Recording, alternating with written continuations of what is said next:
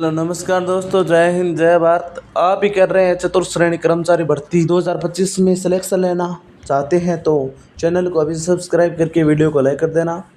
इस वीडियो में हम 100 से ज़्यादा क्वेश्चन देखेंगे राजस्थान इतिहास ज्योग्राफी के, और उनकी व्याख्या देखेंगे। बीच में आपको मिलेंगे या नोट्स के रूप में, और उसके पीडीएफ चाहिए तो आपको टेलीग्राम पर जाना होगा। टेलीग्राम की लिंक आपको डिस्क्रिप्शन में मिल जाएगी, ठीक है। और प्रोडक्ट में जो बुक दी है उसे ऑर्डर कर दीजिए ताकि आपका जल्द में सब सिलेक्शन हो सके।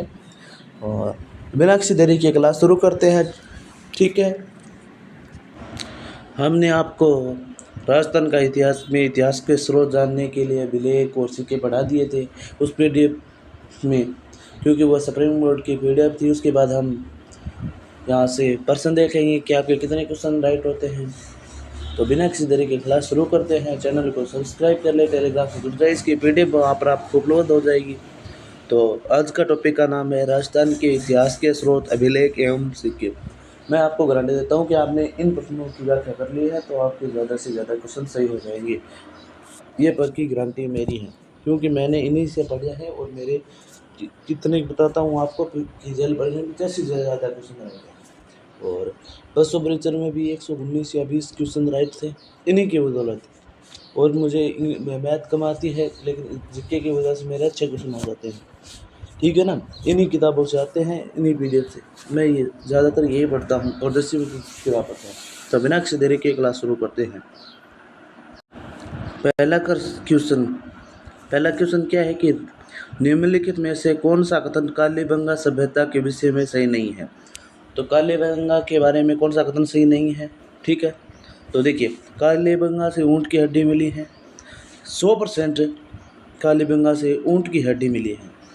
और बालक की खोपड़ी से 6 की मिली है, जिससे शल्य चिकित्सा की जानकारी प्राप्त होती है। अग्निवेदिकाएँ कालीबंगा से मिली है, और भूकंप के साक्ष्य कालीबंगा से मिले हैं, ठीक है। कालीबंगा से प्रथम अंकित किए भूकंप के साक्ष्य मिले हैं, ठीक है।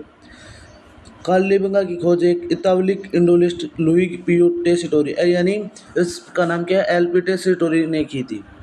खोज किसने की थी? एलपी टेसिटोरी ने। कालीबंगा की खोज किसने की थी? एलपी टेसिटोरी ने की थी। एलपी टेसिटोरी है। और प्राक हड़प्पा अग्निवेदिकाओं के साक्ष्य मिले, ये कथन गलत है, क्योंकि प्राक हड़प्पा से अग्निवेदिका के साक्ष्य नहीं मिले, जबकि हड़प्पा से मिले हैं। हड़प्पा से अग्निवेदिक के साक्ष्य मिले, प्राक हड़प्पा से नहीं है, ठीक है। और इसका सही आंसर हो जाएगा डी। और व्याख्या देख लीजिए। राजस्थान के हनुमानगढ़ यानी पूर्व में गंगानगर जिले में घग्गर नदी के बाएं तट पर स्थित कालीबंगा सिंधु सभ्यता का महत्वपूर्ण स्थल है। यहाँ पर उत्खनन कार्य बीबी लाल, उत्खनन किसने किया था? बीबी लाल व बीके थापर ने कब किया था? 1961 में किया था। और यहाँ से जुते हुए खेत के भूकंप जैसी प्राकृतिक आपदा के प्रमाण अग्निकुंड हड़प्पा से मिले हैं, हड़प्पा युग के।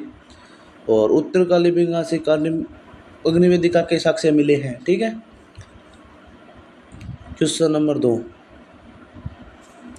ऐतारकिन का दरवाज़ा राजस्थान के निम्न में से किस जिले में स्थित है? ऐतारकिन का दरवाज़ा, ऐतारकिन का दरवाज़ा कहाँ पर है दोस्तों? नागौर जिले में है। और ऐतारकिन दरवाज़ा का निर्माण किसने करवाया था? राजस्थान में नागौर में दिल्ली शासक इल्तुतमिश के द्वारा ख्वाजा हमीदुद्दीन नागौरी के सम्मान में इल्तुतमिश ने ऐतारकिन का दरवाज़ा का निर्माण करवाया था, क्योंकि बुलंद दरवाज़ा भी कहते हैं ऐतारकिन दरवाजे को। और इल्तुतमिश से मिलने के लिए हमीदुद्दीन नागौरी ने मना कर दिया था, इसके कारण वह इनके सम्मान में ये बनवाया था। कौन सा? बुलंद दरवाज़ा, ठीक है। आज आवाज़ साफ नहीं आ रही, इसके लिए क्षमा चाहता हूँ, क्योंकि मेरे पास अभी माइक नहीं है दोस्तों। थोड़ा सा एडजस्ट कर लीजिए, आपकी परीक्षा के लिए महत्वपूर्ण प्रश्न है, ठीक है। क्वेश्चन नंबर 3, आहड़ के उत्खनन से प्राप्त कौन सी सामग्री बाह्य संपर्कों का संकेत देती है? तो आहड़ कौन सी सामग्री है जो को बाह्य संपर्कों का संकेत देती है, यानी बाह्य से मिलने की जानकारी प्राप्त होती है। तो इसका सही आंसर क्या होगा? Lapis lazuli. ये कहाँ से मिली है? ये आहड़ों में मिली है, ठीक है। आहड़ के उत्खनन से प्राप्त लेपिस लाजुली पीला रंग सामग्री बाह्य संपर्कों से संकेत देती है। आहड़ का प्राचीन नाम तांबा वाली जगह है। आहड़ को ताम्रवर्ती नगरी भी कहते हैं। और यहाँ पर तांबे के गलाने के औजार भी प्राप्त हुए हैं, भट्टी भी मिली है और लाल काले रेत के मर्दबान मिले हैं। ठीक है, आर्ट की खोज किसने की थी? RC अग्रवाल या फिर अक्षय कीर्ति व्यास। अक्षय कीर्ति व्यास ने खोज की थी। और उत्खनन किसने किया था? HD सांकलिया। रतन चंद्र अग्रवाल का संबंध आर्य सभ्यता से है। ठीक है, और इसे आघाट दुर्ग भी कहा जाता है। ठीक है, क्वेश्चन नंबर 4, गणेश्वर राजस्थान के किस जिले में स्थित है? तो गणेश्वर कहाँ पर है? गणेश्वर सीकर में है। गणेश्वर सभ्यता नीम के थाने सीकर में है। और यहाँ से मछली पकड़ने के कांटे मिले हैं। ये किस नदी के किनारे हैं? तो कांतली नदी के किनारे हैं। ठीक है, बांध के साक्ष्य भी मिले हैं सीकर गणेश्वर सभ्यता से। ठीक है, और गणेश्वर सभ्यता को ताम्र नगरी की जननी कहा जाता है। ठीक है, क्वेश्चन नंबर, ये देख लीजिए, व्याख्या देख लीजिए। गणेश्वर राजस्थान की एक ताम्र युगीन संस्कृति का महत्वपूर्ण पुरास्थल है जो राज्य के सीकर जिले में स्थित है। गणेश्वर सभ्यता कांतली नदी के किनारे स्थित है। इस पुरास्थल का उत्खनन 1970 में रतन चंद्र अग्रवाल के द्वारा करवाया गया था। और गणेश सभ्यता का पुरातत्व का पुष्कर भी कहते हैं। ये इंपॉर्टेंट है। पुरातत्व का पुष्कर किसे कहते हैं? गणेश्वर सभ्यता को पुरातत्व का पुष्कर कहते हैं। ठीक है,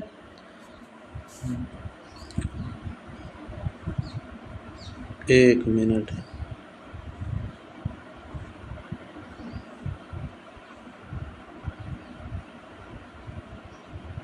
क्वेश्चन नंबर 5, किस स्थान पर सरस्वती नदी के लुप्त होने का उल्लेख महाभारत में मिलता है?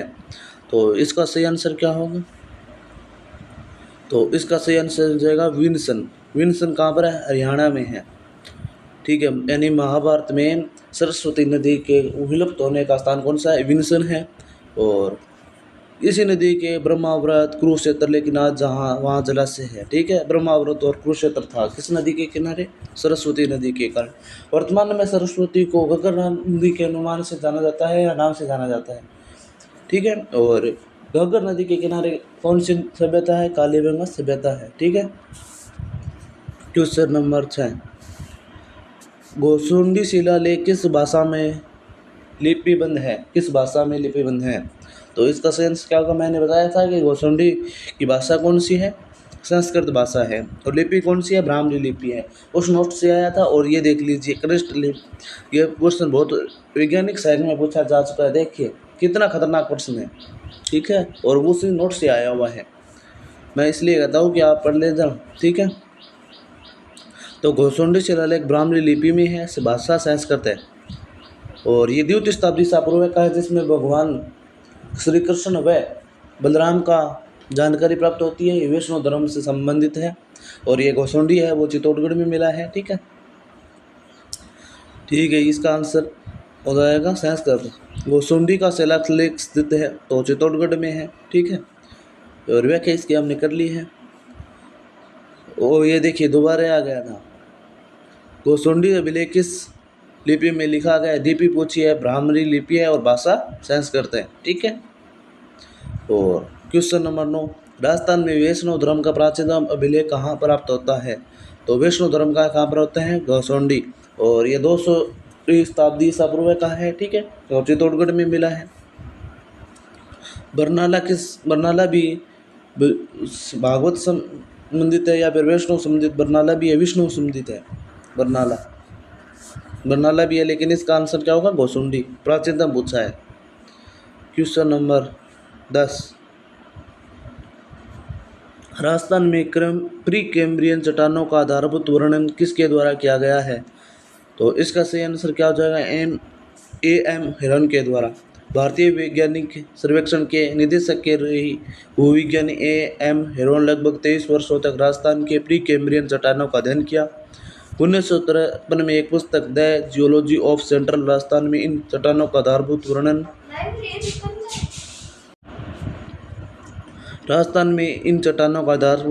है। 1971 में इनकी मृत्यु दक्षिण भारत के नीलगिरी पहाड़ी में हो गए थे। ये इतना इम्पोर्टेंट नहीं है।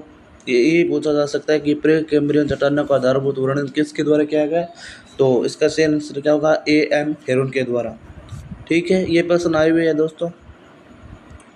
सर्वप्रथम राजस्थान में कहाँ से पूर्व पाषाणकालीन कुल्हाड़ी मिली है? तो ये क्वेश्चन का आंसर क्या होगा, जयपुर और इंद्रगढ़ से। तो पूर्व पाषाणकालीन कुठार कहाँ है? तो जयपुर और इंद्रगढ़ में मिली है। ठीक है, और इनकी खोज किसने की थी? तो ये कमेंट में बताओ। ठीक है, और कहाँ पर मिली है इनके अलावा? तो इनके अलावा मिली है झालावाड़ में। और झालावाड़ में खोज किसने की थी? आलसी ने की थी। और झालावाड़ में मिली थी, झालावाड़ में सैनकोट ने खोज की थी हस्त कुठार की खोज, और जालौर में आलसी ने की थी। ठीक है, राजस्थान में पूर्व पाषाणकालीन हस्त कोठार कुल्हाड़ी की खोज सर्वप्रथम सी हैकेट ने जयपुर और इंद्रगढ़ से की थी। असम पत्र से निर्मित जो भारतीय संग्रहालय कोलकाता में उपलब्ध है, वर्तमान में ये कहाँ पर है? कलकत्ता में है। ठीक है, क्वेश्चन नंबर 12, निम्नलिखित में से कौन सा पुरातात्विक स्थल उत्खननकर्ता सम्मिलित नहीं है? आहड़ का खोज उत्खनन किसने किया था? छुटी सांकलिया ने किया था, ये सही है। ओजियाना केएनपुरी केदारनाथपुरी ने किसने की थी? रेड टॉक की खोज की थी। रेंड की खोज किसने की थी? ओजियाना की खोज की अलग ने की थी, लेकिन रेड की खोज किसने की थी? केएनपुरी ने की थी। रेंड टॉक में है। ठीक है, और ओजियाना की खोज किसने की थी? बी आर मीणा और आलोक त्रिपाठी ने की थी। विराट की दयाराम साहनी है, ये सही है, ये सही है। और बागोर की वीएन मिश्रा एल एस लेसनिन भी इसके साथ था बागोर में। तो इसका सही आंसर क्या हो जाएगा? तो इसका सही आंसर क्या होगा? ओजियाना। इसका सही नहीं है, तो ये देखिए पुरातात्विक स्रोत, आहड़ की एचडी सांकलिया ने की थी, ओजियाना की बी आर मीणा आलोक त्रिपाठी ने, विराट की दयाराम साहनी और बागोर की वीएन मिश्रा के द्वारा खोज की गई थी। क्वेश्चन नंबर 13, राजस्थान के आलनिया के प्रागैतिहासिक चित्रों की खोज किसने की थी? आलनिया में किसने की थी? जगत नारायण ने की थी। आलनिया प्रागैतिहासिक चित्रों की खोज किसने की थी? जगत नारायण ने। राजस्थान में आलनिया के प्रागैतिहासिक चित्रों की खोज का डॉक्टर जगत नारायण ने की। इन चित्रों में हाड़ौती स्कूल के कोटा शैली की छाप देखने को मिलती है। इसमें शिकार दृश्यों का अंकन और नारी सौंदर्य का चित्रण विशेष है। ठीक है, क्वेश्चन नंबर 14, राजस्थान में पुरातात्विक सर्वेक्षण का कार्य सर्वप्रथम 1871 ईस्वी में प्रारंभ करने का श्रेय किसे जाता है? तो इसका सही आंसर क्या होगा? तो राजस्थान में किसने किया था? कलाइल को जाता है 1871 में। ठीक है, भारतीय पुरातात्विक सर्वेक्षण की खोज किसने की थी? स्थापना किसने की थी? कि कनिगम ने की थी। ठीक है, तो इसका सही आंसर क्या होगा? SCL कलाइल द्वारा।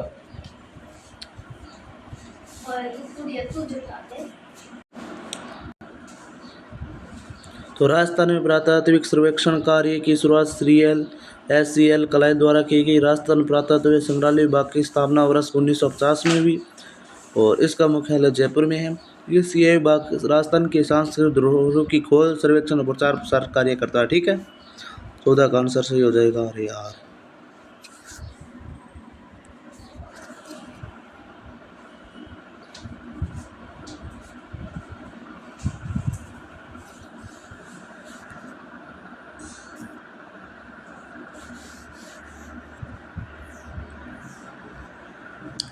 क्वेश्चन नंबर 15,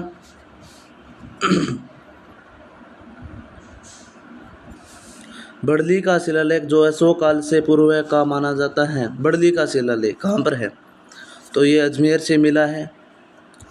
ये बड़ली का अभिलेख 3री शताब्दी या 2री शताब्दी सा पूर्व का है।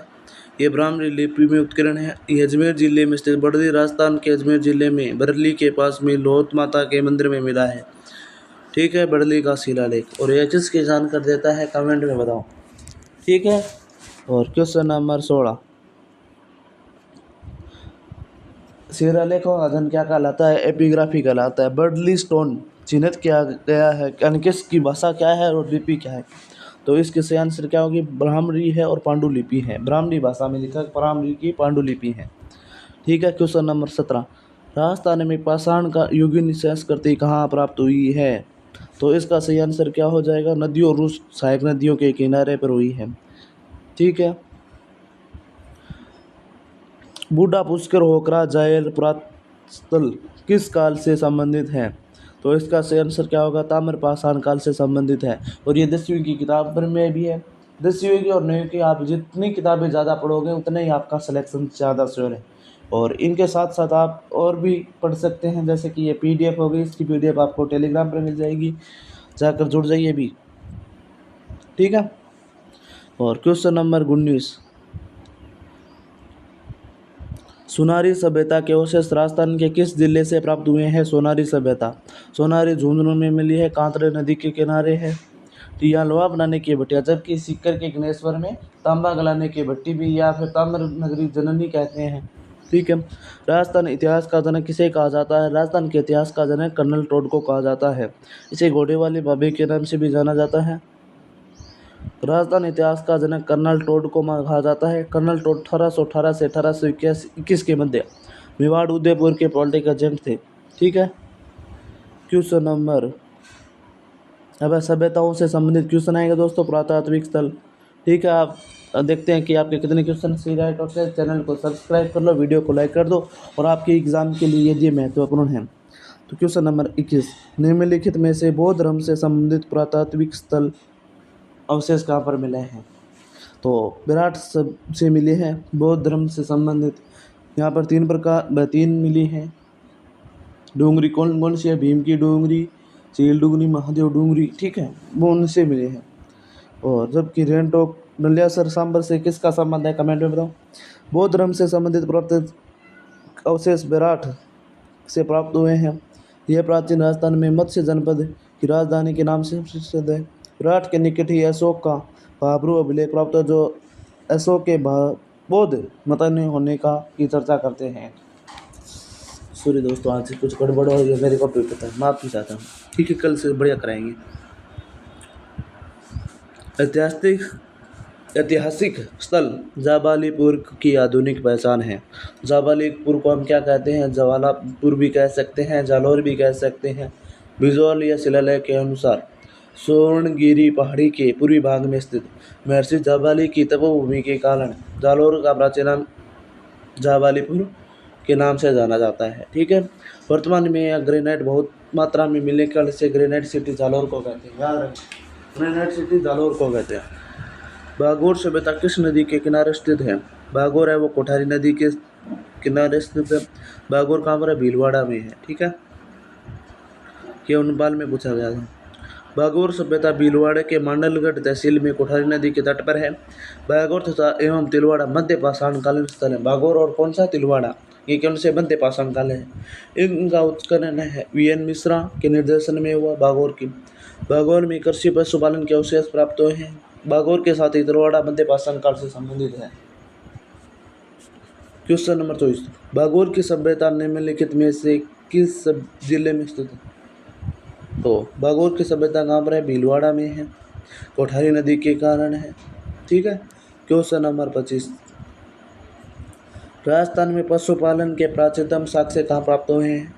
तो इसका सही आंसर क्या होगा? प्राचीनतम साक्ष्य बागोर से प्राप्त हुए हैं। बागोर एवं तिलवाड़ा नामक स्थान मुख्यतः निम्न काल से संबंधित है। तो ये कौन से काल से है? पूर्व पाषाण काल से, मध्य पाषाण काल से संबंधित है।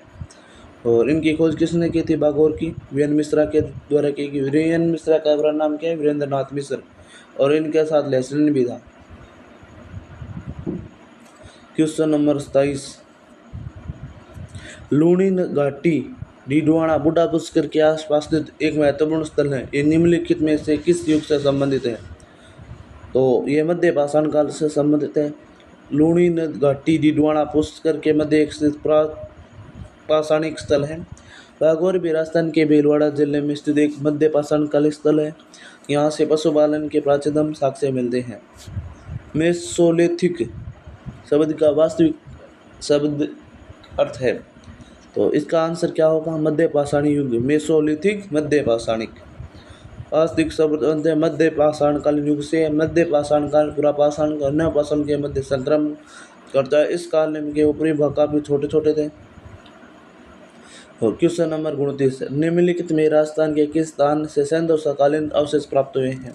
तो सिंधु के कहाँ से अवशेष मिले? सिंधु कालीन सभ्यता के, तो कालीबंगा से ही मिले हैं। कालीबंगा सिंधु सभ्यता का प्राचीन है। और दशरथ शर्मा कालीबंगा को सिंधु सभ्यता की तीसरी राजधानी माना है।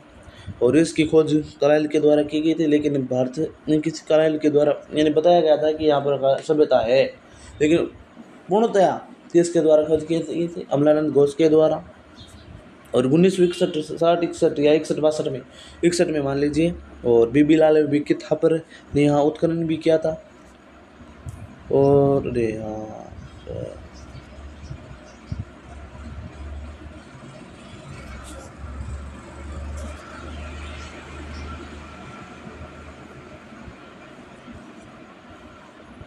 ठीक है, खेत से जोते हुए खेत के हिसाब से अग्नि वेदिका के प्रमाण मिलते हैं। ठीक है, क्वेश्चन नंबर 30, निम्नलिखित में से किस स्थल से उत्खनन में अग्नि वेदिकाएं मिली है? तो कालीबंगा से मिली है। ठीक है, क्वेश्चन नंबर 31, 7 अग्नि वेदिकाओं की पंक्ति प्राप्त हुई है, तो इसका सही आंसर क्या हो जाएगा? कालीबंगा से 7 अग्नि वेदिकाएं मिली है। ठीक है, 50 क्वेश्चन करेंगे दोस्तों, उसके लिए वापस आते हैं। निम्नलिखित में से किसी एक हड़प्पन स्थल से जोते हुए खेत के साक्ष्य प्राप्त हुए हैं, तो कालीबंगा से मिले, जबकि प्राचीनतम कृषि व पशुपालन के साक्ष्य कहाँ पर मिले हैं? तो वो बागौर से मिले। ठीक है, क्वेश्चन नंबर 33, कालीबंगा वर्तमान गंगानगर जिले में किस नदी के कांटे पर स्थित है? तो घग्गर नदी के किनारे स्थित है, घग्गर के पास। क्वेश्चन नंबर 34, निम्नलिखित में से किस सभ्यता में विकसित एवं सामरिक महत्व को की किलाबंदी के अवशेष प्राप्त होते हैं? तो इसका सही आंसर क्या होगा? कालीबंगा से ध्रुव के अवशेष प्राप्त होते हैं। ठीक है, राजस्थान के हनुमानगढ़ पूर्व में गंगानगर नगर जिले में घग्गर नदी के तट पर उत्खनन के दौरान कालीबंगा में कांस्ययुगीन सभ्यता के 2 टीले ध्रुव मिले हैं, जो सुरक्षात्मक दीवारों से घिरे हुए थे। कालीबंगा से 2 किले ध्रुव टीले, मोहरे, जुते हुए खेत, अग्निकुंड, सड़कें इत्यादि के साक्ष्य मिले हैं। ठीक है, क्वेश्चन नंबर 35, निम्नलिखित में से किसने कालीबंगा सभ्यता की खोज की थी? तो अमलानंद घोष ने की थी। कालीबंगा सभ्यता की खोज 1951 ईस्वी में अमलानंद घोष ने की थी। उत्तरी राजस्थान में गंगा नदी के तट पर है। तो 1959 60 61 में यहाँ पर बीबी लाल विकी थापर के द्वारा उत्खनन किया गया था। ठीक है, किस पुरातत्वविद को प्रथम बार कालीबंगा प्रकाश में लाने का श्रेय जाता है? तो विषय जाता है अमलानंद घोष को जाता है। ठीक है, कालीबंगा का उत्खनन करे किसके नेतृत्व में? उत्खनन बीबी लाल और विकी थापर के द्वारा। तो बीबी लाल, ऑप्शन 1 डी इसका सही आंसर होगा। 40 क्वेश्चन करेंगे।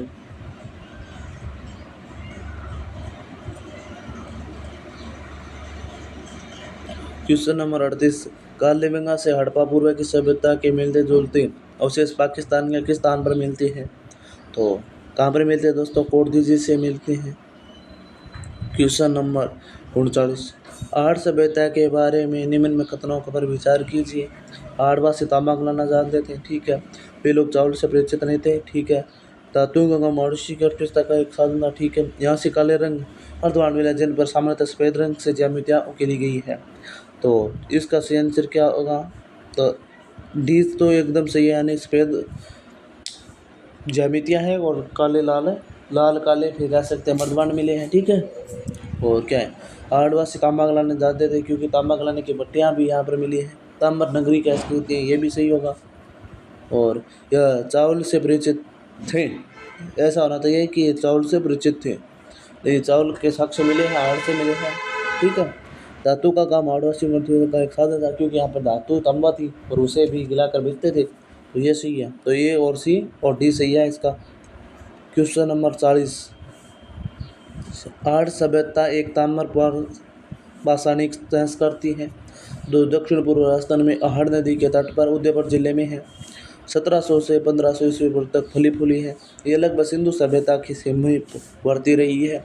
इसे बना संस्कृति भी कहते हैं। आहड़वासी तांबा गलाना जानते थे। धातु का काम इनकी अर्थव्यवस्था का एक साधन था। यहाँ से काले लाल रंग के मर्दवान मिले हैं, जिन पर सामान्यतः सफ़ेद रंग से ज्यामिति आकृति करी हुई है। आहड़ संस्कृति के लोग मूलतः कृषक एवं पशुपालक थे। ठीक है, निम्नलिखित जिलों में से किस जिले से आहड़ संस्कृति के अवशेष मिले हैं? आहड़ के साक्ष्य कहाँ पर मिले हैं? आहड़ उदयपुर में मिले हैं। ठीक है, क्वेश्चन नंबर 41, और आज का अंतिम क्वेश्चन नहीं है दोस्तों, उसके बाद हम ज्योग्राफी के पहले व्याख्या देखेंगे हम इन प्रश्नों की दोबारा से। ठीक है, वीडियो बांधेगा, उसके बाद फिर प्रश्न आएंगे।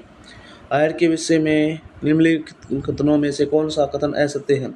आहार के उत्कीर्णन से मानव जीवन के विभिन्न चरणों पर प्रकाश डालता है। ठीक है, क्योंकि 8 बार उजड़ी और 8 बार बसी थी, ये सही है।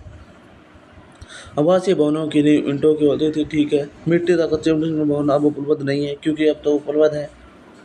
यदि तो पता चलता है कि यहाँ पर सभ्यता थी। ठीक है, ये गलत हो जाएगा।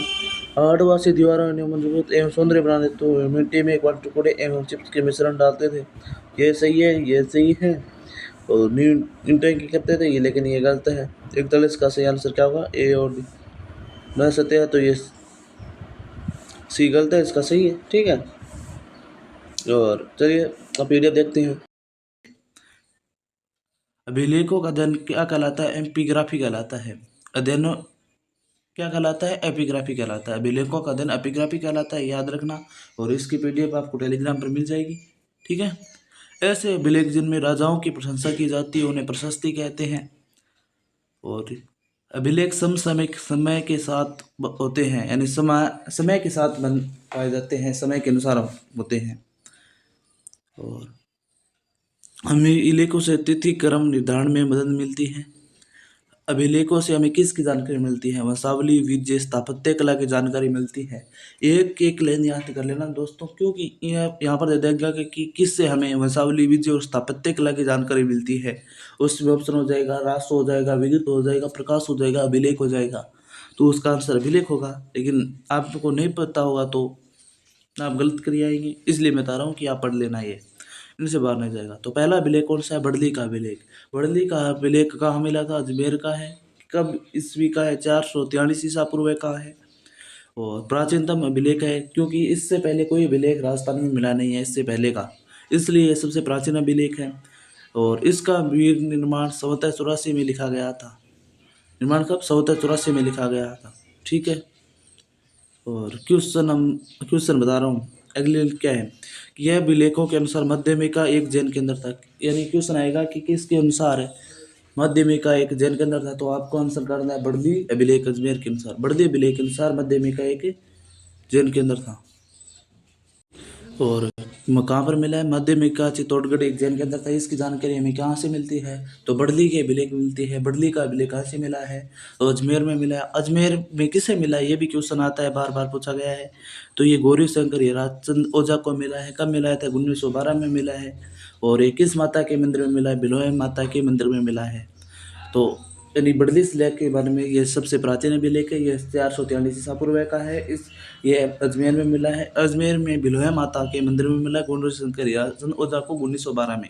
ये हो गया आपका बड़ली का अभिलेख। इससे बाहर एक अभिलेख के ज़्यादा क्वेश्चन बाहर नहीं जाएगा। और इसके अनुसार माध्यमिक का एक जैन केंद्र था। ये बड़ली का अभिलेख इतना ही है।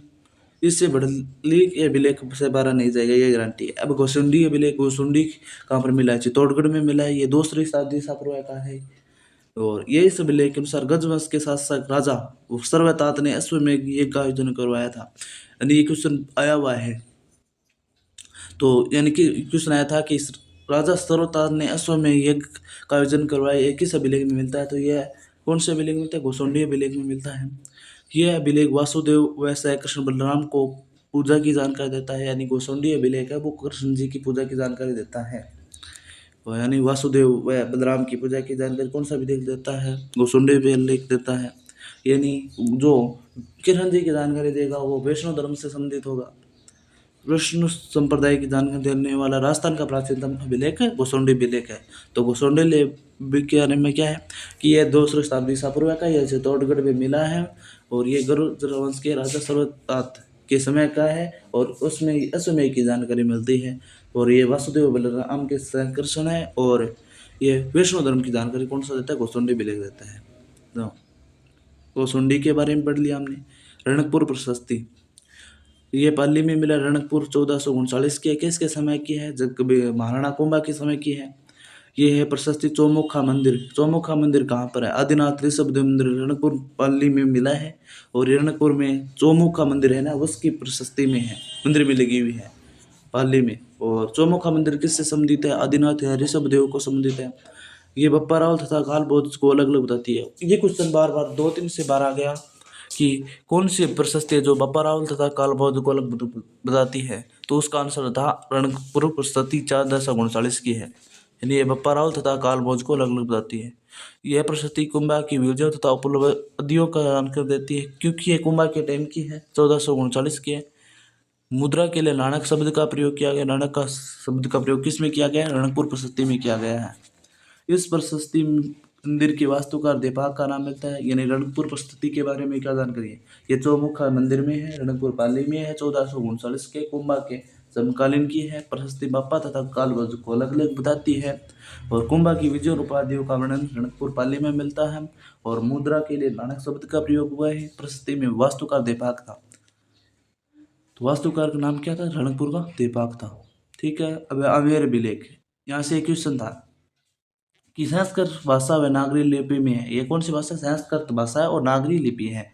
1612 में है। मिर्जा राजा मान सिंह के टाइम की है। ठीक है। इसमें कक्षाओं को रघुवंश तिलक कहा गया है। ये क्वेश्चन भी आया हुआ है कि किस में कक्षाओं का रघुवंश तिलक कहा गया है, तो भी आमेर अभिलेख 1612 का है। इसमें मानसिंह भगवनदास का पुत्र तथा जमोगढ़ किले का निर्माण किसने करवाया था? मानसिंह ने करवाया था। ठीक है।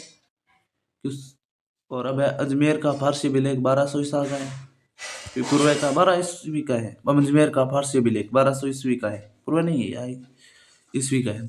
यह राजस्थान में फारसी का प्रथम अभिलेख है। यह अभिलेख 2.5 दिन के झोंपड़े में लगा हुआ है। अजमेर का फारसी अभिलेख, यानी कुतुबुद्दीन ऐबक ने तोड़ाया था इस मंदिर को। यहाँ पर संस्कृत के पाठल को तोड़ाकर मस्जिद बनाई गई थी। ठीक है। अब चित्तौड़गढ़ का फारसी अभिलेख 1325 ईस्वी का है। यह अभिलेख दहेबी पीर की दरगाह में लगा हुआ है। इसमें चित्तौड़ का नाम खिजराबाद मिल दिया गया है।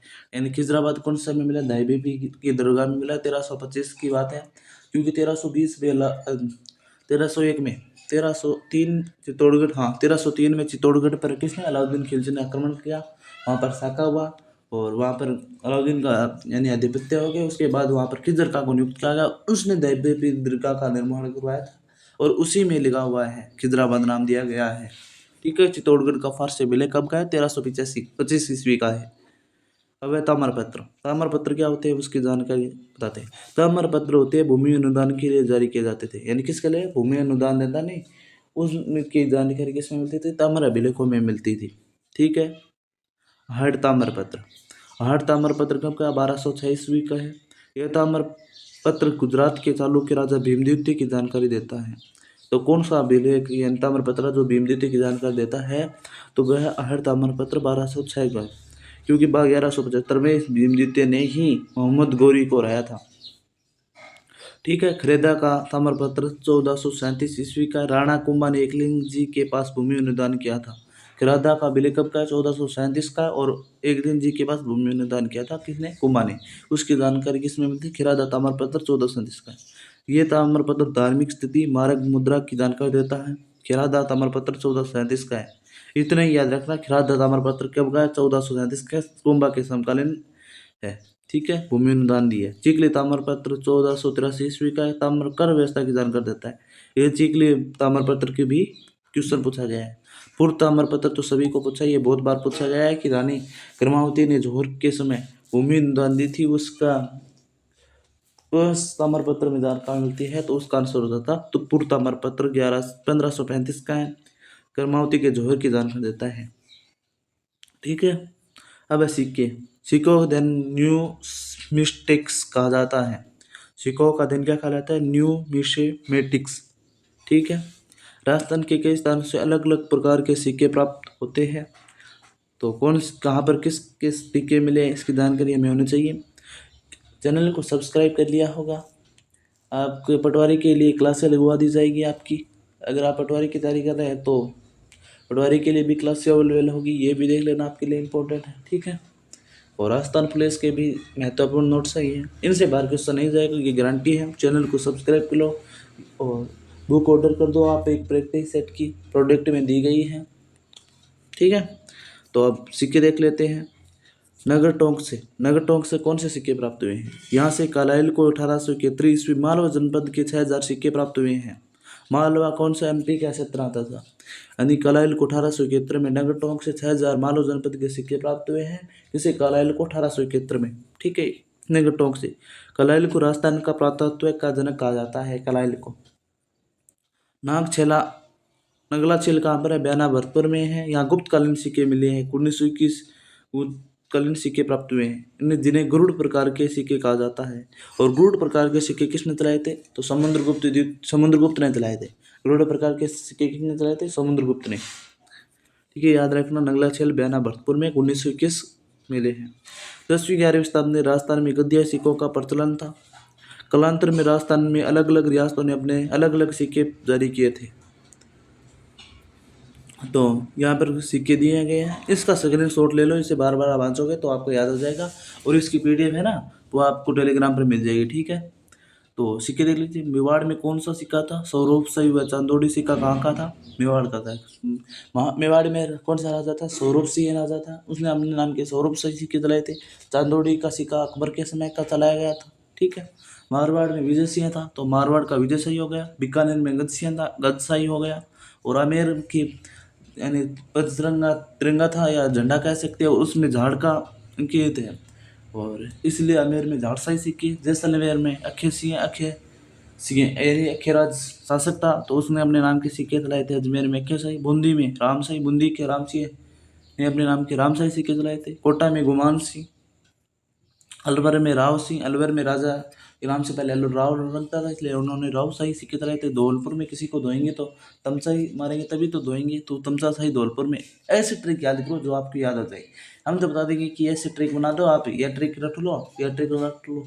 जो आप खुद बनाएंगे ट्रिक ना, आपको जो भी कैसी भी बना लो, आपको ऐसी ट्रिक बनाओ जो आपको कभी भूले नहीं। आप कैसे भी बना लो जो आपको याद हो जाए। ठीक है ना। डूंगरपुर में उदयसिंह था, उदयशाही था। बांसवाड़े में सालिम शाही था, और प्रतापगढ़ में भी सालिम शाही सिक्का था। ठीक है। अब वेब की पुस्तक का नाम क्या है? ये क्वेश्चन पूछ लिया कि राजस्थान के सिक्कों के बारे में जानकारी किस पुस्तक में मिलता है और किसकी पुस्तक है। तो वेब की पुस्तक का नाम क्या है? Currency of Hindu state of Rajputana. इसमें वेब की पुस्तक के बारे में मिलता है, सिक्कों के बारे में। ठीक है, और इसकी क्वेश्चनों की क्लास शाम को आएगी। ठीक है, उसे देख लेना इसके साथ ही, और इसके पीडीएफ डाल दी गई है टेलीग्राम में, जाकर देखना, आपको मिल जाएगी। तो अब स्थापत्य कला मंदिर देख लेते हैं। शीतलेश्वर महादेव मंदिर कहाँ पर है? ये झालरापाटन झालावाड़ में है। ये गुप्तकालीन मंदिर है, और ये राजस्थान का प्राचीनतम तिथि युक्त 689 ईस्वी मंदिर है। यानी राजस्थान का पहला गुप्तकालीन या फिर राजस्थान का प्रथम मंदिर जो तिथि युक्त है, यानी उस पर तिथि लिखी हुई है, तारीख लिखी हुई है 689 ईस्वी। ठीक है, और वो कहाँ पर है? झालरापाटन झालावाड़ में है। झालरापाटन में कौन सा मंदिर है? शीतलेश्वर मंदिर है। ठीक है, ये गुप्तकालीन शिव मंदिर है। जगत शिरोमणि मंदिर अभी आरएस में आया था, या आरएस में आया था, या फिर शायद एक यानी बड़े एग्जाम में आया था कि आमेर में कौन कौन से दो मंदिर है, यानी इनमें से कौन सा आमेर में मंदिर है। एक जगत शिरोमणि मंदिर था, एक खलकाणी माता मंदिर था, और एक मंदिर और था। 3 मंदिर थे। एक मंदिर, वो तीनों इसी में थे, और अन्य किताबों में कहीं पर नहीं थे कि किसका मंदिर का निर्माण कच्छावा नहीं करवाया था, ऐसे क्वेश्चन था। ठीक है, तो अब देख लीजिए जगत शिरोमणि मंदिर कहाँ पर है, याद रखना अजमेर में है जगत शिरोमणि मंदिर। और जगत शिरोमणि मंदिर का निर्माण किसने करवाया था? तो रानी कनकावती ने करवाया था, जो कि मानसी की पत्नी थी। और किसकी याद में करवाया था? बेटे जगत सिंह की याद में करवाया था, ये याद रखना। और मुगल राजपूत स्थापत्य कला का उदाहरण, क्योंकि उस समय मुगलों ने आमेर पर अधिकार मान लीजिए, या फिर मनसबदारी, या फिर कुछ उन्होंने जिंदा स्वीकार कर ली थी। ठीक है, और इस मंदिर में भगवान की कृष्ण की वही मूर्ति है जिसकी पूजा से मीराबाई चित्तौड़गढ़ में करती थी। ये इंपॉर्टेंट है, ये क्या है? इंपॉर्टेंट है। यानी ऐसा क्वेश्चन बताया जाएगा कि चित्तौड़गढ़ में मीराबाई पूजा करती हुई है, वर्तमान में मूर्ति कहाँ पर है? तो जगत शिरोमणि मंदिर में है, याद रखना। ठीक है, और जगत सिंह कौन था? तो ये बंगाल आक्रमण में लड़ता हुआ मारा गया था, बंगाल आक्रमण में। ठीक है, चित्रकला हमें राजस्थान के अलग अलग स्थानों से शैल चित्र प्राप्त हुए हैं। इन चित्रों में शिकार के दृश्य अधिक बनाए गए हैं। ये इम्पोर्टेंट नहीं है, ये इम्पोर्टेंट है। हमें चंबल छाजा नदी के क्षेत्रों में अधिक शैल चित्र प्राप्त हुए हैं। चंबल व छाजा नदी कहाँ पर है? बूंदी और कोटा में हमें शैल चित्रों के अधिक चित्र मिले हैं। तो वहाँ पर नदी प्रदन के कारण बहुत से शैलें मिली हैं, शैल मिले हैं, जिसके कारण वहाँ पर शैल चित्र का विकास होना संभव है। आलनिया कोटा ये सभ्यता कन्यादय बारा में है, करदला बूंदी में, छाजा नदी के किनारे, विराट जयपुर में है, सोनफरा सीकर ढड्डीकर व हरसोरा अलवर में है। यहाँ पर भी शैल चित्र किले मिले हैं। ठीक है, नोट जगत राय ने आलनिया शैल चित्रों की खोज किसने की थी? जगत नारायण ने की थी। ठीक है, राजस्थान के प्राचीन चित्रित ग्रंथ जैसलमेर में जिनभद्र सूरी भंडार में रखे गए हैं, यानी राजस्थान के प्राचीनतम ग्रंथ है उन्हें कहाँ पर रखा गया? तो जैसलमेर में पाया जाता है जिनभद्र सूरी भंडार। ठीक है, और जैसे कि ओद नियुक्ति वर्दी 10 वैकालिक सूत्र चूर्णी कहाँ पर है? तो ये जैसलमेर के जिनभद्र सूरी संग्रहालय में है। कालांतर में राजस्थान के अलग अलग रियासतों में अपनी अलग अलग शैल चित्रों का विकास हुआ था। जैसे कि बूंदी में प्रकृति चित्रण अधिक मिलता है, और किशनगढ़ में नारी सौंदर्य, यानी वो कौन सा है किशनगढ़ में? मेरा नाम याद नहीं आ रहा है। नारी सौंदर्य है। नाथद्वारा में पिछवाइया है जिसे जे टैग मिल सकते हैं। साउंड सिंह के टाइम में बनाया था नारी, वो कौन सा है? अबलीमिनी नहीं यार, नाम नहीं याद आ रहा। ठीक है, बाद में बता दूंगा जो भी याद आएगा। मूर्ति कला से हमें धार्मिक स्थिति, नृत्य, वाद्य यंत्रों की जानकारी मिलती है। विजय स्तंभ या कीर्ति स्तंभ चित्तौड़गढ़ जिले में बनी 9 मंजिला इमारत है। इसे मूर्तियों का अजायब घर कहा जाता है। ये भारतीय मूर्ति कला का विश्वकोश भी कहा जाता है विजय स्तंभ को। ये चित्तौड़गढ़ किले में बनी 9 मंजिला इमारत है। इसे मूर्तियों का अजायब घर कहा जाता है। ठीक है, और विजय स्तंभ का निर्माण किसने करवाया था? तो विजय स्तंभ का निर्माण महाराणा कुंभा ने करवाया था, मोहम्मद गिलजी फरतम को रहने की उपलक्ष्य में, और ये चित्तौड़गढ़ में है। विजय स्तंभ, कीर्ति स्तंभ 2 है राजस्थान में। वो आपके लिए पूछ लिया जाए कीर्ति स्तंभ ऑप्शन में हो और वो विजय स्तंभ हो, तो आपको पूछ लिया जाएगा कि महाराणा कुंभा ने किसका निर्माण करवाया था? तो विजय स्तंभ करना है, क्योंकि विजय के उपलक्ष्य में करवाया था इसलिए विजय स्तंभ नाम है। कीर्ति स्तंभ तो इसका बाद में नाम है। ठीक है, उत्खननताओं ने राजस्थान के अलग अलग स्थानों का उत्खनन किया, ताओं ने वहाँ से अलग अलग सामग्री प्राप्त हुई है। और राजस्थान के उत्खननकर्ताओं के नाम कौन कौन से हैं? ठीक है, देख लीजिए। वीरेंद्र नाथ मिश्र, रतन चंद्र अग्रवाल, बीबी लाल और DR भंडारकर, ललित पांडे, जीवन सिंह खखरवाल। ठीक है, ये उत्खनन करता है राजस्थान के साहित्यिक आहड़ से हमें कालीबंगा, विराट, मध्य बेंगा ये सभी क्या है सभ्यता है, उनसे सामग्रिक मर्दबांड मिल गए, आभूषण मिल गए, सिक्के मूर्तियाँ मिल गई। तो आज इतना ही, और कल सुबह मिलते हैं साहित्यिक स्रोत के साथ। चैनल को सब्सक्राइब कर लो, वीडियो को लाइक कर दो। इसकी PDF आपको टेलीग्राम पर मिल जाएगी, और शाम को क्लास आएगी किसकी? MCQ की, तो जाकर देख लेना। ठीक है, धन्यवाद पूरा वीडियो देखने के लिए। चैनल को सब्सक्राइब कर लिया होगा। धन्यवाद। एक मिनट, कोपेन के जलवायु वर्गीकरण के अनुसार डूंगरपुर बांसवाड़ा में जिलों में किस प्रकार की जलवायु पाई जाती है? तो आपको बता देता हूँ, कोपेन के अनुसार डूंगरपुर, बांसवाड़ा और साथ में ही झालावाड़ का कुछ क्षेत्र आता है और AW में आता है। तो मैप के अनुसार देखेंगे तो आपको बता देता हूँ कि कहाँ पर कौन सी पाई जाती है। तो राजस्थान का मैप कुछ इस प्रकार से है। तो यहाँ पर डूंगरपुर बांसवाड़ा है, उस क्षेत्र में कौन सी पाई जाती है? यहाँ पर AW पाई जाती है, और बीच में कौन सी पाई जाती है? CWG पाई जाती है, और BSHW अर्ध शुष्क क्षेत्र में पाई जाती है, और शुष्क क्षेत्र में कौन से पाई जाती है? BWHW, यानी जैसलमेर और गंगानगर का कुछ क्षेत्र, बीकानेर का क्षेत्र में और बाड़मेर का कुछ क्षेत्र में BWHW पाई जाती है, और अर्ध शुष्क जिलों में BSHW, और ठेठ दक्षिण में AW और CWG, यानी भरतपुर, जयपुर, यहाँ पर पाई जाती है CWG। तो इसका सही आंसर हो जाएगा AW, यानी आपको साथ में वर्गीकरण भी बता दिया, पूरा हो गया। आप इतना ही, आप मैप के अनुसार याद करोगे तो आपका ज़्यादा क्वेश्चन सही होंगे। आप मैप के अनुसार भौतिक प्रदेश पढ़ लेना, मृदा के प्रकार, और ये ना थर्नवेट और कोपेन, इनके अनुसार है, ये आपको पढ़ लेना चाहिए मैप के अनुसार। मैं 100% के साथ कहता हूँ कि आपके ज़्यादा सही होंगे और ज़्यादा याद होंगे। तो देखिए, कोपेन ने राजस्थान के जलवायु को 4 भागों में व्यक्त किया, जो मैंने आपको बता दिया है। AW का नाम क्या है? उष्णकटिबंधीय आर्द्र जलवायु प्रदेश के अंतर्गत डूंगरपुर, बांसवाड़ा, चित्तौड़गढ़, झालावाड़ जिले सम्मिलित है। ठीक है, और BSHW यानी उष्णकटिबंधीय शुष्क मरुस्थलीय जलवायु प्रदेश के अंदर जैसलमेर, बीकानेर, मानगढ़, गंगानगर, उत्तरी पश्चिम जोधपुर आते हैं। CWG उपोष्णकटिबंध आर्द्र जलवायु प्रदेश के अंतर्गत अरावली के दक्षिण पूर्वी भाग प्रदेश सम्मिलित है। तो इसका सही आंसर हो जाएगा, आपको बता दिया है, AW। अब क्वेश्चन नंबर 2, अरावली पर्वत की माला के संबंध में निम्नलिखित में से कौन सा कथन सही नहीं है, सत्य है? तो कौन सा सत्य है? तो अरावली का निर्माण कब हुआ था? अरावली का निर्माण कैम्ब्रियन युग में हुआ और वर्तमान में अवशिष्ट पर्वत है, ठीक है। ये मुख्यतः आग्नेय चट्टानों से निर्मित है, ठीक है। ये दक्षिणी पश्चिम से उत्तर पूर्व दिशा में विस्तृत है। तो ये आपको नक्शे के अनुसार देखिए, ये आपका राजस्थान का मैप सही नहीं बना है दोस्तों। किस प्रकार से राजस्थान का मैप? इसी प्रकार से है ना। तो इसका विस्तार दक्षिण, ये रहा दक्षिण और पश्चिम से उत्तर पूर्व के, ये बात सही है। और ये इसका निर्माण कैम्ब्रियन युग में, ये भी सही है। और वर्तमान में यह अवशिष्ट है, ये भी सही है। तो इसका सही आंसर क्या होगा? तो इसका सही आंसर हो जाएगा जी 2 और 4 सही है। सॉरी, प्री कैम्ब्रियन युग में हुआ है, कैम्ब्रियन नहीं, प्री कैम्ब्रियन। मैंने भी ध्यान नहीं दिया था कि प्री कैम्ब्रियन, ठीक है। तो ये अवशिष्ट है, ठीक है, ये भी सही है। और इसका विस्तार है वो दक्षिण पूर्व से उत्तर पूर्व की ओर है। तो इसका सही आंसर क्या होगा? 1, 2 और 4 हो जाएगा इस प्रश्न के अनुसार। 2 और 4 इसका सही आंसर है, ठीक है। सी इसका करेक्ट होगा। अरावली प्राचीन पर्वत से, इसे अवशिष्ट पर्वत भी कहते हैं। इसका निर्माण आर्किनी युग में हुआ था। नहीं, आर्किनी युग में नहीं हुआ, प्री कैम्ब्रियन युग में हुआ था।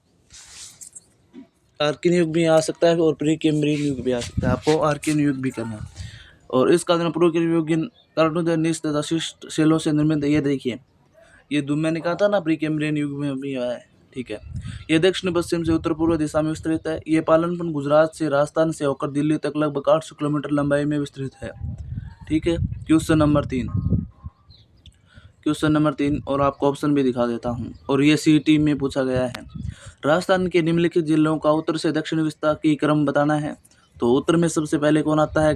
तो गंगानगर के बाद बीकानेर के बाद जोधपुर और जालौर। तो 1 नंबर पर गंगानगर आएगा, उत्तर से दक्षिण पूछा है। 2 पर बीकानेर आएगा, 3 पर जोधपुर आएगा और 4 पर जालौर आएगा। 1 4 3 2 इसका सी आंसर सही हो जाएगा। ये मैप के अनुसार याद कर लेना, आपको जल्दी याद होंगे, मेरे मानना है आपके लिए। क्वेश्चन नंबर 4 क्या है?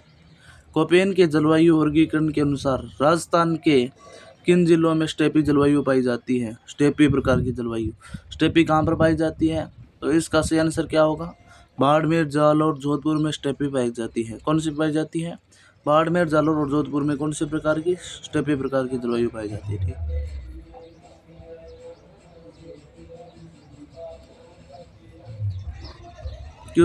व्याख्या भी देख लीजिए कि कोपेन के जलवायु वर्गीकरण के अनुसार राजस्थान के जालौर, बाड़मेर, पाली, नागौर, जोधपुर, सीकर, चूरू जिलों में स्टेपी जलवायु है। ये किस में आता है? BSHW में आता है। और इस प्रदेश में शीत ऋतु शुष्क होती है तथा वर्षा भी कम होती है। स्टेपी प्रकार की वनस्पति में कांटेदार झाड़ियाँ हैं, आप सभी को पता है, ठीक है। क्वेश्चन देख लेते हैं फटाफट जो आपकी एग्जाम में है।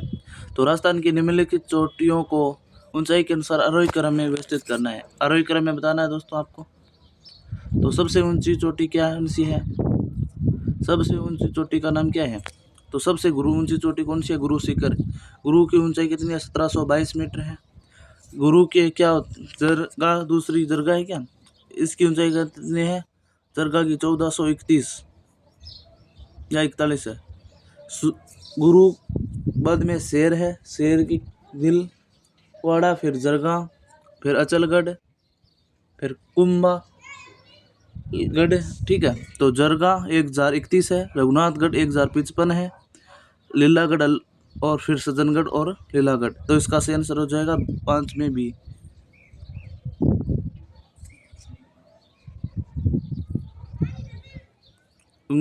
सज्जनगढ़ 944 है और लीलागढ़ 874 है।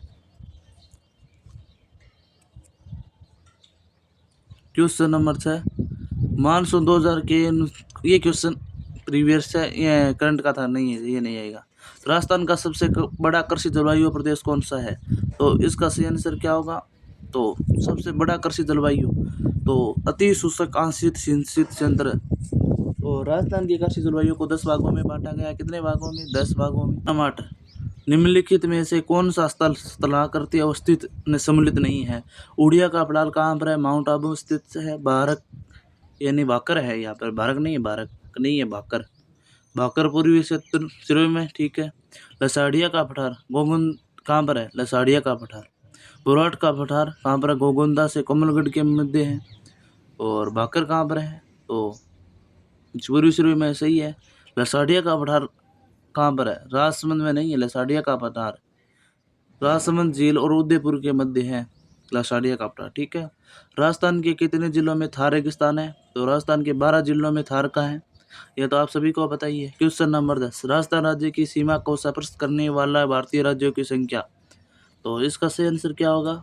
भारतीय राज्यों की सीमा 5 है। कौन सी लगते हैं? पंजाब, हरियाणा, उत्तर प्रदेश और मध्य प्रदेश, गुजरात, ये 5 राज्य हैं जो सीमा लगाते हैं, ठीक है। क्वेश्चन नंबर 11, राजस्थान का दक्षिणतम अक्षांश कौन सा है? तो 23.5 डिग्री उत्तरी अक्षांश राजस्थान का दक्षिणतम अक्षांश है, जो कि डूंगरपुर और बांसवाड़ा से गुजरता है। इसकी लंबाई कहीं पर आपको 26 किलोमीटर मिलेगी, कहीं पर 86 किलोमीटर मिलेगी, ठीक है ना। क्वेश्चन नंबर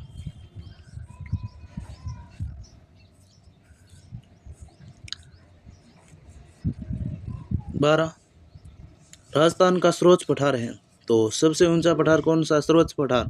तो इसका सही आंसर हो जाएगा उड़िया का पठार, जिसकी ऊंचाई 1360 मीटर है और ये माउंट आबू सिरोही स्थित है, ठीक है। क्वेश्चन नंबर 13, अनुप्रस्थ बालू का टीले राजस्थान के किन जिलों में मिलते हैं? अनुप्रस्थ बालू का टीले राजस्थान के किन जिलों में मिलते हैं? तो इसका सही आंसर क्या हो जाएगा? अनुप्रस्थ बालू टीले राजस्थान के बीकानेर, गंगानगर जिले में मिलते हैं। तो ये इसका सही आंसर हो जाएगा। क्वेश्चन नंबर 14, राजस्थान की स्थलीय सीमा कितने किलोमीटर है? राजस्थान की स्थलीय सीमा 5920 किलोमीटर है और ये पाकिस्तान के साथ 1070 किलोमीटर बनाती है और राज्यों के साथ 4850 किलोमीटर बनाती है, जैसे। और अंतर्राष्ट्रीय सीमा 1070 है और अंतर्राज्यीय सीमा 4850 है, ठीक है। क्वेश्चन नंबर 15, राजस्थान का क्षेत्रफल भारत के कुल क्षेत्रफल का है। तो इसका सभी को पता ही है, इसकी कोई व्याख्या नहीं करता हूँ क्योंकि सबको आता है। इसे क्वेश्चन 10.41 है।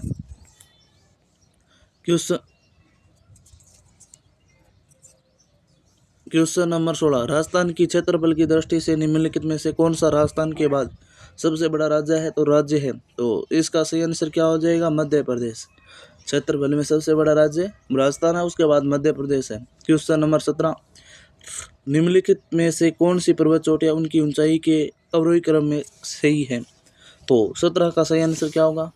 सबसे ऊंची है गुरु शिखर, गुरु शिखर इनमें नहीं है। गुरु शिखर के बाद शेर है 1597, शेर के बाद दिलवाड़ा है, तो शेर के बाद दिलवाड़ा दिलवाड़ा के बाद में जरगा बाद में अचलगढ़, तो भी इसका सही आंसर हो जाएगा। शेर कहाँ पर है? तो ये भी माउंट सिरोही में है। दिलवाड़ा कहाँ पर है? जरगा कहाँ पर है? और अचलगढ़ कहाँ पर है? कमेंट में बताओ। क्वेश्चन नंबर, यदि उत्तर आएगा इसका, अरे यार, क्वेश्चन नंबर 18,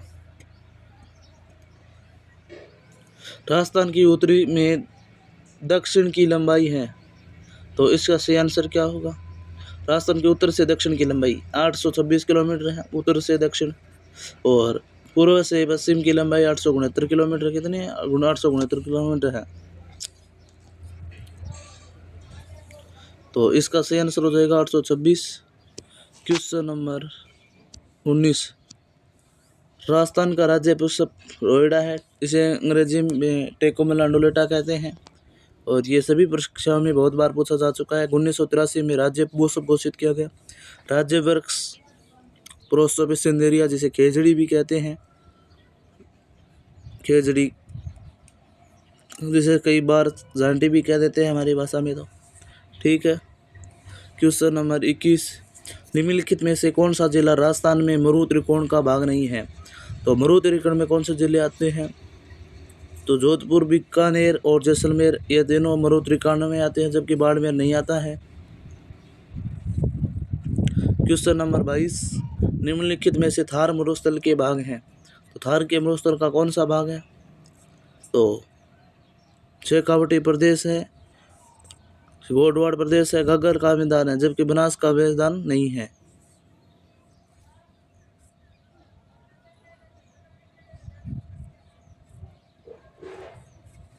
इसका सही आंसर क्या होगा? ए और बी और डी।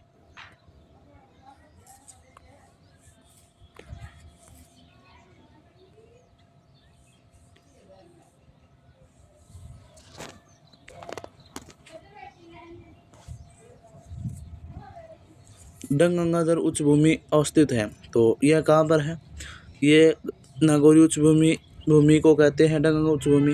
हाड़ौती प्रदेश में है। ये गलती होगी, माफ करना।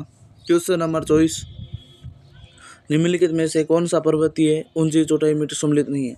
जरगा की 1431 सही है, शेर की 1593 सही है, और रघुनाथगढ़ की 1055 सही है, लेकिन अचलगढ़ की 1380 है। कितनी है? 1380 है। ठीक है, तो इसका सही आंसर बी हो जाएगा। क्वेश्चन नंबर 25, ये चोटियाँ दी गई हैं, ये आप देख लेना, या बता देता हूँ। नहीं,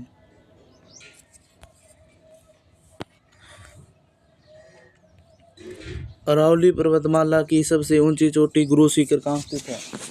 तो गुरु शिखर कहाँ पर है? माउंट आबू सिरोही में स्थित है। ये इसका सही आंसर है। क्वेश्चन नंबर 26, सम्मिलित करना। अचलगढ़ की आपको अभी बताई थी 1380 है, खो 920 है, ब्रांच अलवर में है, और इसकी लंबाई कितनी है? 704 है, विराट 792 है। तो ये मिलाना है, तो ए में बी, देखिए ए में बी किस में है? तो इसका सही आंसर क्या होगा? विराट की 792 और विराट की 704 है, सॉरी, विराट की 704 है, विराट की 792 है, और खो की 920 है, अचलगढ़ की 1380 है।